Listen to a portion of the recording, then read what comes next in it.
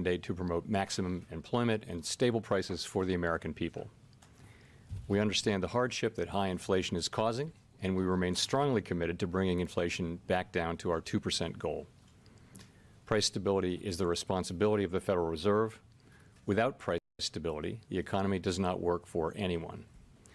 In particular, without price stability, we will not achieve a sustained period of strong labor market.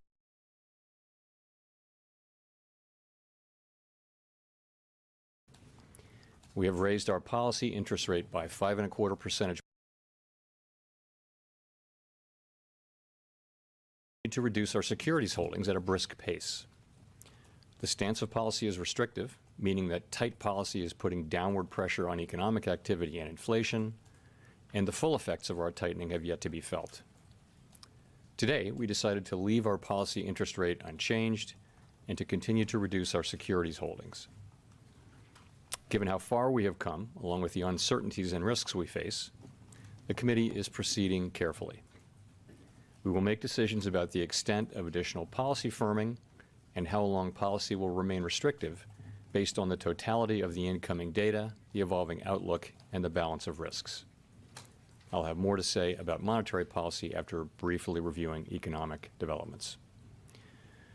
Recent indicators suggest that economic activity has been expanding at a strong pace and well above earlier expectations. In the third quarter, real GDP is estimated to have risen an outsized annual rate of 4.9%, boosted by a surge in consumer spending. After picking up somewhat over the summer, activity in the housing sector has flattened out and remains well below levels of a year ago, largely reflecting higher mortgage rates. Higher interest rates also appear to be weighing on business fixed investment. The labor market remains tight, but supply and demand conditions continue to come into better balance. Over the past 3 months, payroll job gains averaged 266,000 jobs per month, a strong pace that is nevertheless below that seen earlier in the year. The unemployment rate remains low at 3.8%. Strong job creation has been accompanied by an increase in the supply of workers. The labor force participation rate has moved up since late last year, particularly for individuals aged 25 to 54 years, and immigration has rebounded to pre-pandemic levels. Nominal wage growth has shown some signs of easing, and job vacancies have declined so far this year. Although the jobs-to-workers gap has narrowed, labor demand still exceeds the supply of available workers. Inflation remains well above our longer-run goal of 2%. Total PCE prices rose 3.4% over the 12 months ending in September. Excluding the volatile food and energy categories, core PCE prices rose 3.7%. But a few months of good data are only the beginning of what it will take to build confidence that inflation is moving down sustainably toward our goal. The process of getting inflation sustainably down to 2% has a long way to go. Despite elevated inflation, longer-term inflation expectations appear to remain well anchored, as reflected in a broad range of surveys of households, businesses, and forecasters, as well as measures from financial markets. The Fed's monetary policy actions are guided by our mandate to promote maximum employment and stable prices for the American people. My colleagues and I are acutely aware that high inflation imposes significant hardship as it erodes purchasing power, especially for those least able to meet the higher costs of essentials like food, housing, and transportation. We are highly attentive to the risks that high inflation poses to both sides of our mandate, and we are strongly committed to returning inflation to our 2% objective. As I noted earlier, since early last year, we have raised our policy rate by 5.25 percentage points, and we have decreased our securities holdings by more than $1 trillion. Our restrictive stance of monetary policy is putting downward pressure on economic activity and inflation. The committee decided at today's meeting to maintain the target range for the federal funds rate at 5.25 to 5.5%, and to continue the process of significantly reducing our securities holdings. We are committed to achieving a stance of monetary policy that is sufficiently restrictive to bring inflation sustainably down to 2% over time, and to keeping policy restrictive until we are confident that inflation is on a path to that objective. We are attentive to recent data showing the resilience of economic growth and demand for labor. Evidence of growth persistently above potential, or that tightness in the labor market is no longer easing, could put further progress on inflation at risk and could warrant further tightening of monetary policy. Financial conditions have tightened significantly in recent months, driven by higher, longer-term bond yields, among other factors. Because persistent changes in financial conditions can have implications for the path of monetary policy, we monitor financial developments closely. In light of the uncertainties and risks and how far we have come, the committee is proceeding carefully. We will continue to make our decisions meeting by meeting based on the totality of the incoming data and their implications for the outlook and for economic activity and inflation, as well as the balance of risks. In determining the extent of additional policy firming that may be appropriate to return inflation to 2% over time, the committee will take into account the cumulative tightening of monetary policy, the lags with which monetary policy affects economic activity and inflation, and economic and financial developments. We remain committed to bringing inflation back down to our 2% goal and to keeping longer-term inflation expectations well anchored. Reducing inflation is likely to require a period of below-potential growth and some softening of labor market conditions. Restoring price stability is essential to set the stage for achieving maximum employment and stable prices over the longer run. To conclude, we understand that our actions affect communities, families, and businesses across the country. Everything we do is in service to our public mission. We at the Fed will do everything we can to achieve our maximum employment and price stability goals. Thank you, and I look forward to your questions. Let's go to Howard. Howard Schneider with Reuters. Thank you, Chair Powell, for doing this. To what you referenced the rise in long-term bond yields, to what degree did that supplant action by the Fed at this meeting? Thanks for your question. So I'll talk about bond yields, but I want to take a second and just sort of set the broader context in which we're looking at that. So if you look at the situation, let's look at the economy first. Inflation has been coming down, but it's still running well above our 2% target. The labor market has been rebalancing, but it's still very tight by many measures. GDP growth has been strong, although many forecasters are forecasting, and they have been forecasting, that it will slow. As for the committee, we are committed to achieving a stance of monetary policy that is sufficiently restrictive to bring inflation down to 2% over time. And we're not confident yet that we have achieved such a stance. So that is the broader context into which the strong economy and all the things I said, that's the context in which we're looking at this question of rates. So obviously we're monitoring, we're attentive to the increase in longer-term yields, and which have contributed to a tightening of broader financial conditions since the summer. As I mentioned, persistent changes in broader financial conditions can have implications for the path of monetary policy. In this case, the tighter financial conditions we're seeing from higher long-term rates, but also from other sources like the stronger dollar and lower equity prices, could matter for future rate decisions as long as two conditions are satisfied. The first is that the tighter conditions would need to be persistent, and that is something that remains to be seen. But that's critical. If things are fluctuating back and forth, that's not what we're looking for. With financial conditions, we're looking for persistent changes that are material. The second thing is that the longer-term rates that have moved up, they can't simply be a reflection of expected policy moves from us. That we would then, that if we didn't follow through on them, then the rates would come back down. So, and I would say on that, it does not appear that an expectation of higher near-term policy rates is causing the increase in longer-term rates. So, in the meantime, though, perhaps the most important thing is that these higher Treasury yields are showing through to higher borrowing costs for households and businesses, and those higher costs are going to weigh on economic activity to the extent this tightening persists. And the mind's eye goes to the 8%, near 8% mortgage rate, which could have pretty significant effect on housing. So that's how I would answer your question. Just as a quick follow-on to be clear on this, in your opening statement and just now, you seem to imply that you are not yet confident that financial conditions are restrictive enough to finish the fight. Is that true? Yes, that's exactly right. You know, to say it a different way, we haven't made any decisions about future meetings. We have not made a determination, and we're not, I will say that we're not confident at this time that we've reached such a stance. We're not confident that we haven't. We're not confident that we have. And that is the way we're going to be going into these future meetings, is to be, you know, just determining the extent of any additional further policy tightening that may be appropriate to return inflation to 2% over time. Gina.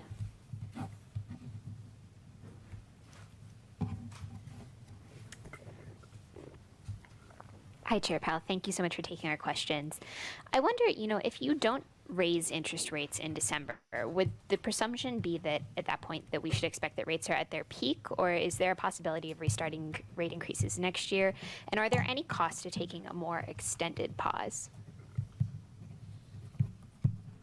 So let me start by saying we haven't made a decision about September. You're asking a hypothetical there, but we're going into the December meeting. We'll get, as you know, 2 more inflation readings, 2 more labor market readings, some data on economic activity, and so we'll be taking, and also the broader situation, the broader financial conditions situation, and the broader world situation. We'll be looking at all those things as we make a decision in December. We haven't made that decision. I would say, though, that the idea that the idea that you would be difficult to raise again after stopping for a meeting or two is just not right. I mean, the committee will always do what it thinks is appropriate at the time. And again, we haven't made any decisions at all about December. We didn't talk about making a decision in December today. Really, it was a decision for this meeting and understanding broader things.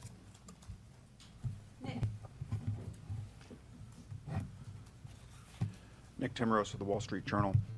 Chair Powell, did the Fed staff put a recession back into the baseline forecast in the materials for today's meeting?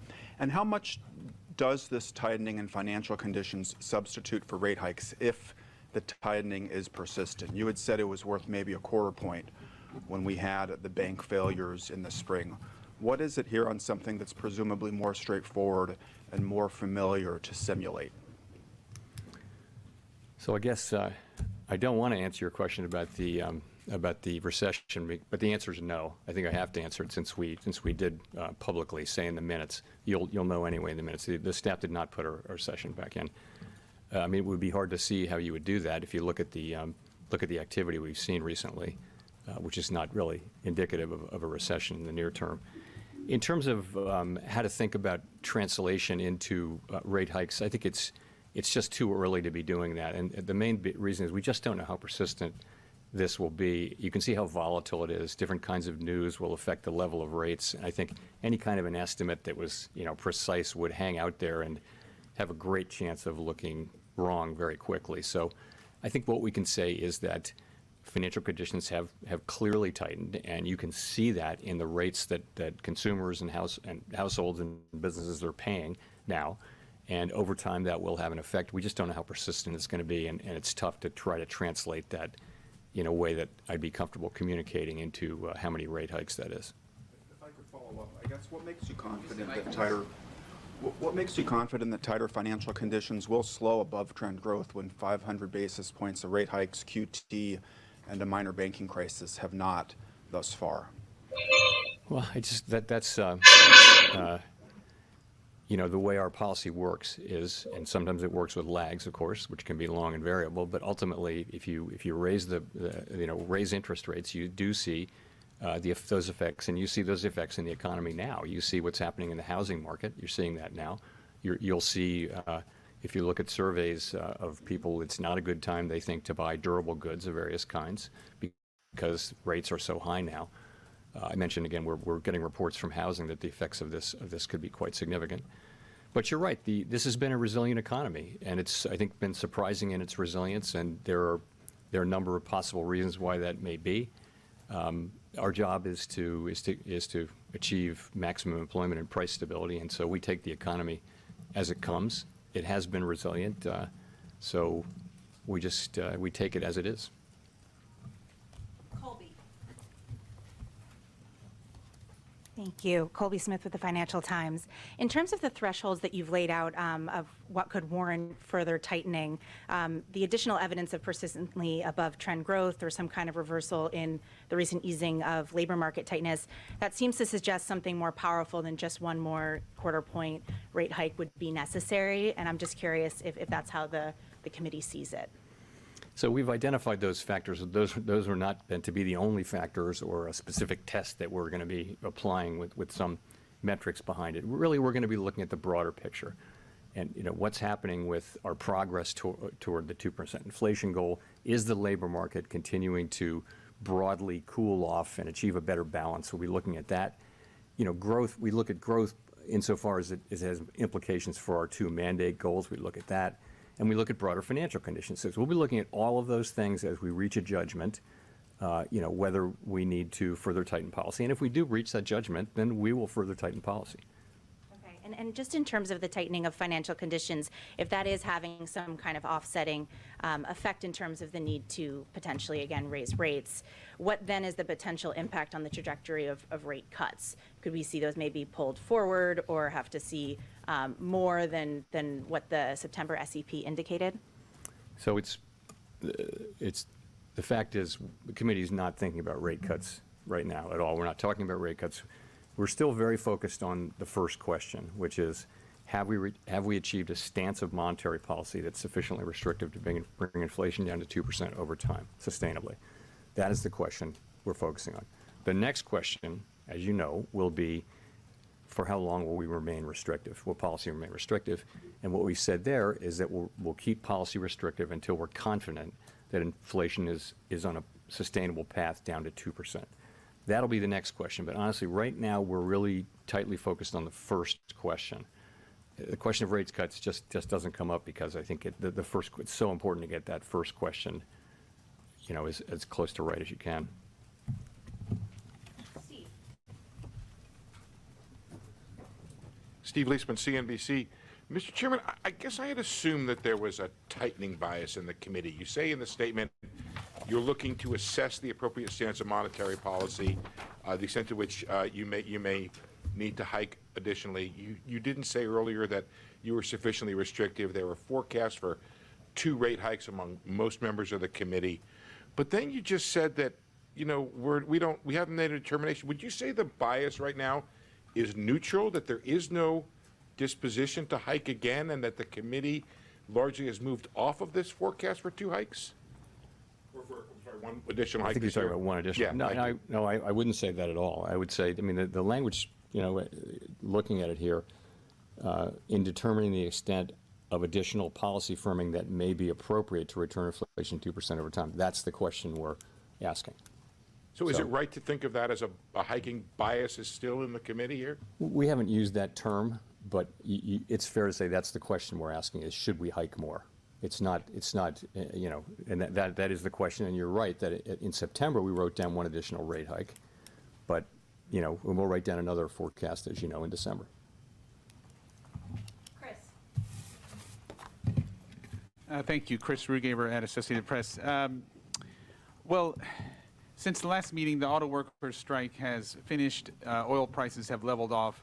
And yet, on the other hand, you have the outbreak of war between Israel and Hamas. How do you see all those factors taken together affecting the economy going forward? How are you thinking about those? So there are significant issues out there. As you point out, global geopolitical tensions are certainly elevated, and that goes for the war in Ukraine. It goes for the war between Israel and Hamas. We're monitoring that. Our job is to monitor those things for their economic implications. So the UAW strike, as you point out, appears to be coming to an end. Oil prices have flattened out. They haven't gone down, but I guess they've gone down a little bit from their earlier peak. Another one is the possibility of government shutdown. We don't know about that one. So there's plenty of risk out there. But I would go back to the bigger picture from our standpoint is we've got a very strong economy, strong labor market, making progress on the labor market, making progress on inflation, And we're very focused on getting confident that we have achieved a stance of monetary policy that is sufficiently restrictive. That's really our focus. Great. And just one quick thing. You last month had gone to York, Pennsylvania, where you talked to a lot of, last month, where you talked to a lot of small business owners. Just curious, what sentiments did you hear from them, or what did you picked up on, and was there anything that surprised you the most in terms of what they talked about? I wouldn't say I was terribly surprised. I was very impressed by York as a town with a real strategy, and I would say it's very impressive what the people there have put together in the face of some difficult longer run trends about offshoring of manufacturing and that kind of thing. They've done a great job as a city, I think. What you hear is consistent there, which is people are really suffering under high inflation. You were there. We talked to some people who, were feeling that in their businesses, and other people lives as well. It's painful for people, particularly people who don't have a lot of extra financial resources, who are spending most of their income on the essentials of life. So we know that wasn't new, but that did come through very clearly in the conversations we had in New York. And I walked away from that even, just thinking that we really the best thing we can do for the U.S. is to restore price stability. Fully restore price stability and not fail in that task, and do it as quickly as possible, but also with the least damage we can. Rachel. Hi, Chair Powell. Rachel Siegel from the Washington Post. Thanks for taking our questions. You've spoken before about the pain that would likely be coming for the economy in order to get inflation down. But since the economy has not responded to rate hikes in ways that would normally be expected, have you changed your views on that at all, on how necessary or inevitable that kind of pain would be, say, for the labor market or overall growth? Well, I think everyone has been very gratified to see that we've been able to achieve, pretty significant progress on inflation without seeing the kind of increase in unemployment that has been very typical of rate hiking cycles like this one. So that's a historically unusual and very welcome result. And the same is true of growth. We've been saying that we need to see below potential growth, and growth has been strong, but yet we're still seeing this. I still believe, and my colleagues, for the most part, I think still believe, that it is likely to be true. It is still likely to be true, not a certainty, but likely that we will need to see some slower growth and some softening in the labor market conditions to get to fully restore price stability. So, but it's only a good thing that we haven't seen, and I think we know why. Since we lifted off, we have understood that there are really two processes at work here. One of which is the unwinding of the distortions to both supply and demand from the pandemic and the response to the pandemic, and the other is restrictive monetary policy, which is moderating demand and giving the supply side time to recover, time and space to recover. So you see those two forces working together to bring down inflation. But it's that first one can bring down inflation without the need for higher unemployment or slower growth. It's supply side improvements like shortages and bottlenecks and that kind of thing going away. It's getting a significant increase in the size of the labor market now, both from immigration and from immigration. That's a big supply side gain that is really helping the economy, and it's part of why GDP is so high, is because we're getting that supply. So we welcome that, but I think those things will run their course, and we're probably still going to be left, we think, and I think, we'll still be left with some ground to cover to get back to full price stability, and that's where monetary policy and what we do with demand is still going to be important. Against that backdrop, if you've gotten any clarity on lags, if you have an economy that's been so resilient to high rate increases, does that suggest to you that there isn't necessarily this huge wave of tightening that's still coming through the pipeline, and that it may have already come into effect? I continue to think it's very hard to say. So it's been 1 year at this meeting. 1 year ago, this was the fourth of our 75 basis points hikes. So that's a full year since then. I think we are seeing the effects of all the hiking we did last year, and this year we're seeing it. It's very hard to know exactly what that might be. But you can, for example, an example of where you wouldn't have felt this yet is debt that had been termed out.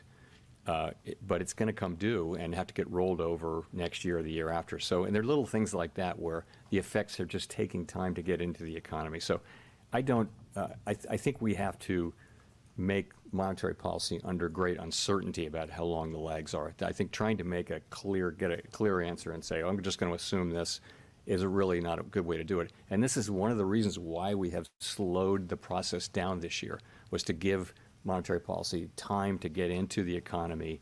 And it takes time, we know that, and you can't rush it. So slowing down is giving us, I think, a better sense of how much more we need to do if we need to do more. Michael McKee from Bloomberg Television and Radio. I'm trying to connect the dots here. One quick clarification I want to ask about Rachel's question is, you said you need slower growth. You had always said before a period of lower than trend growth. Has that changed? And two, it sounds to me like you're basically saying here that the dot plots out the window, that every meeting is live with the possibility of a rate increase for right now. It doesn't matter about the turn of the year.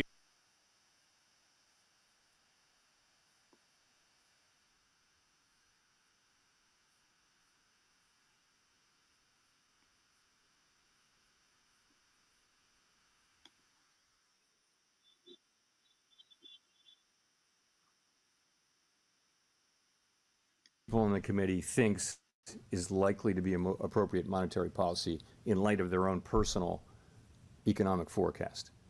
In principle, when things change, that's not like a plan that anybody's agreed to or that we will do. That's a forecast that would change, for example. I mean, many things could change that would cause people to say, I wouldn't write down that dot, 6 weeks later. Think of the number of things that could change your mind on that. So I think the efficacy of the dot plot probably decays over the 3-month period between that meeting and the next meeting. But nonetheless, it's out there, and we do personally update our forecast, but we don't formally update the dot plot. So, I think we try to be as transparent as we can about the way we're thinking about these things. We're laying out there our thinking, and as we approach the meeting, we'll all be, my colleagues and I will be talking about how we're processing that data.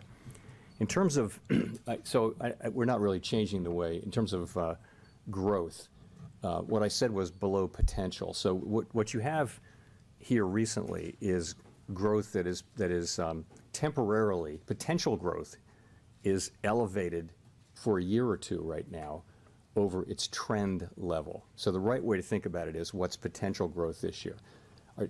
People think trend growth over a long period of time is a little bit less than 2%, or I would say just around 2%.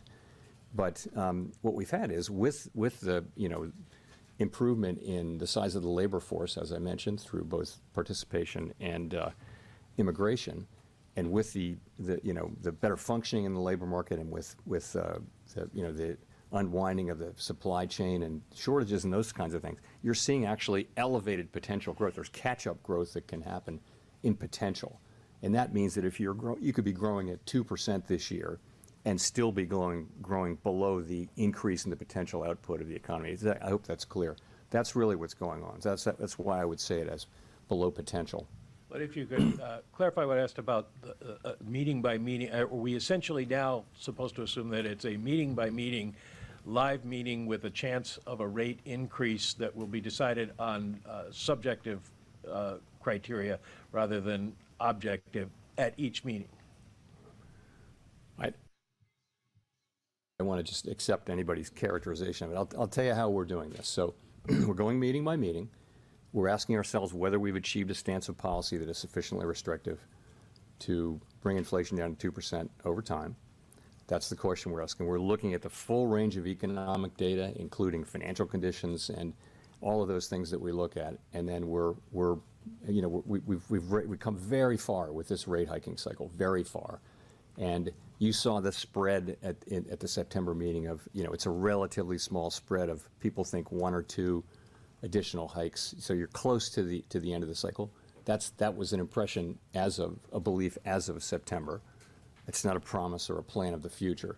And so we're going into these meetings one by one. We're looking at the data. As I mentioned, we're also, we're being careful. We're proceeding carefully because we can proceed carefully at this time. Monetary policy is restrictive. We see its effects, particularly in interest-sensitive spending and other channels. So that's how I think about it. Neil. Thanks. Hi, Chair Powell. Neil Irwin with Axios. In light of the run-up in long-term yields we've seen the last several weeks, have you given any consideration to the pace of your asset runoff program? And if there were a judgment that the higher term premium was endangering the dual mandate goals, would that be a reason to think about slowing or suspending QT, or should we think of that as more of a technical question around reserves?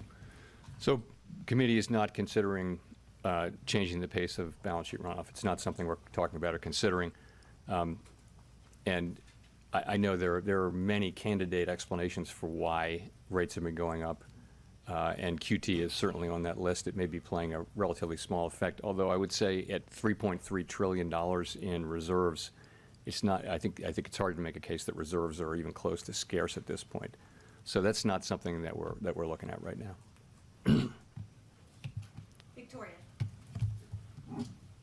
Hi, Victoria Guido with Politico. I wanted to ask about the Basel III endgame capital proposal.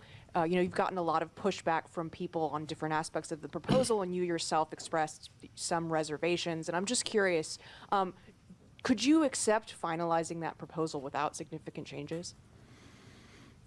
So that proposal is out for comment, and we expect a lot of comment. We won't get those comments until the end of, until well into next year. We've extended the deadline. And we'll take them seriously. We'll read them. I'll say what I do expect is that we will come to, we're a consensus-driven organization, we'll come to a package that has broad support on the board. So does broad support mean more support than the proposal had? It means broad support.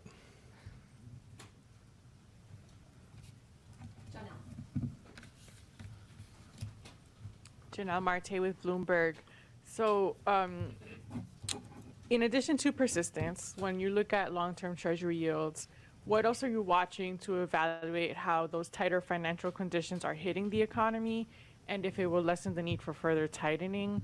Also, do you think that those higher yields could affect banking stress? So what do we look at? We look at a very wide range of financial conditions. And in fact, as you'll know, different organizations publish different financial conditions indexes, which can have 7 or 8 variables, or they can have 100 variables. So there's a very rich environment, and we tend to look at a few of them. I'm not going to give you the names, but there are a few of the common ones that people look at, and so they're looking at things like the level of the dollar, the level of equity prices, the level of rates, the credit spreads. Sometimes they're pulling in credit availability and things like that. So it isn't any one thing. We would never look at, for example, long-term Treasury rates in isolation, nor will we ignore them. But we would look at them as part of a broader picture, and they do play a role, of course, in many of the major standard financial condition indexes. Your second question was? Banking stress. So it's something we're watching. As you know, we did have, there were issues with interest rate risk and also, funding uninsured deposits in the things we went through in March and thereafter. And so we've been working a lot with financial institutions to make sure that they have good funding plans and that they have a plan for how to deal with the kind of portfolio unrealized losses that they have. We do think the banking system is quite resilient. We had a handful of bank failures, but so that's what we're out there doing, and we don't have any reason to think that these rate hikes are materially changing that picture, which is one of a strong banking system and one where there's a strong focus by banks and by supervisors on liquidity, on funding, and those sorts of things.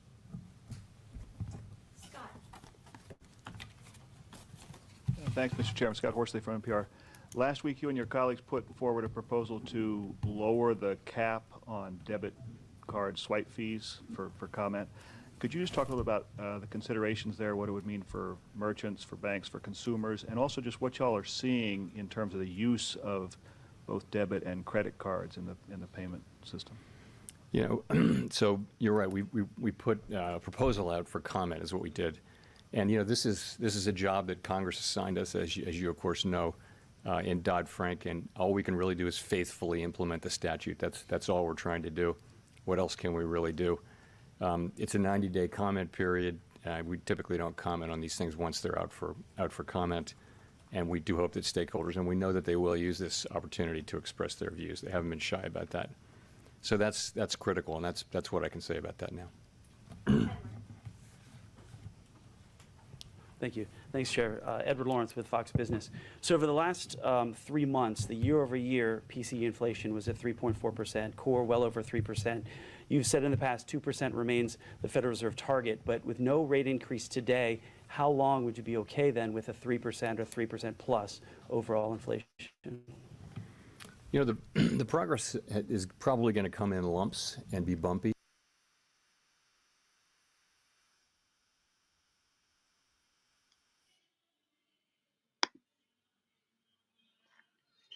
तो दोस्तों Jerome पाउल डविस लगे थोड़े, ठीक है। पहली commentary ऐसी लगी कि जिसमें पाउल साहब थोड़े डविस लगे, और वही सीन था दोस्तों कि जहां पे कल बॉन्ड यील्ड यूएस की जो बढ़ रही थी ना, वो रिटेलर की बेट थी, ठीक है।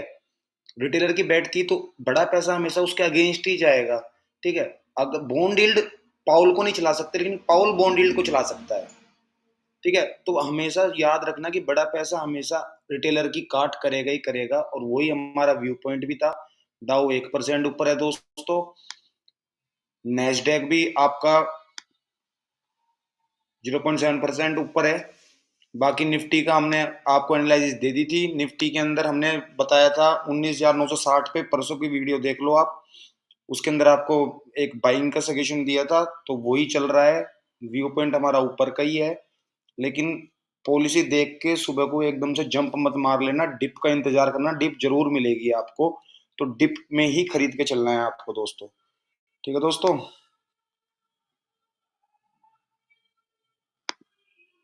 बाकी हमारा इंस्टाग्राम पे भी दोस्तों चैनल है, पेज है, आप वहाँ पे wiz.market हैंडल है इंस्टाग्राम का, आपको यूट्यूब चैनल पे भी मिल जाएगा लिंक, तो आपको वहाँ पे भी अपडेट मिल जाता है, तो आप उसको भी फॉलो कर सकते हो दोस्तों, ठीक है दोस्तों। थोड़ा साउंड का थोड़ा प्रॉब्लम होगी, माइक नहीं है ना। बाकी दोस्तों थैंक यू फॉर वॉचिंग। अगर वीडियो अच्छी लगी, अगर आपको स्ट्रीम अच्छी लगी, अगर आपको हमारी एनालिसिस अच्छी लग रही है, तो चैनल को सब्सक्राइब करो। Keep trading, keep learning, keep investing. बाकी और भी इंसाइटफुल वीडियोस है हमारे चैनल पे, लर्निंग से रिलेटेड, ट्रेडिंग से रिलेटेड, इन्वेस्टिंग से रिलेटेड, आप वो भी देख सकते हो। कोई आपके डाउट हो तो आप हमें इंस्टाग्राम पे भी मैसेज कर सकते हो, और आप हमको मेल भी कर सकते हो, तो आपके डाउट जरूर क्लियर होंगे। आज के लिए इतना ही बस। मौज करो दोस्तों, गुड नाइट, थैंक यू।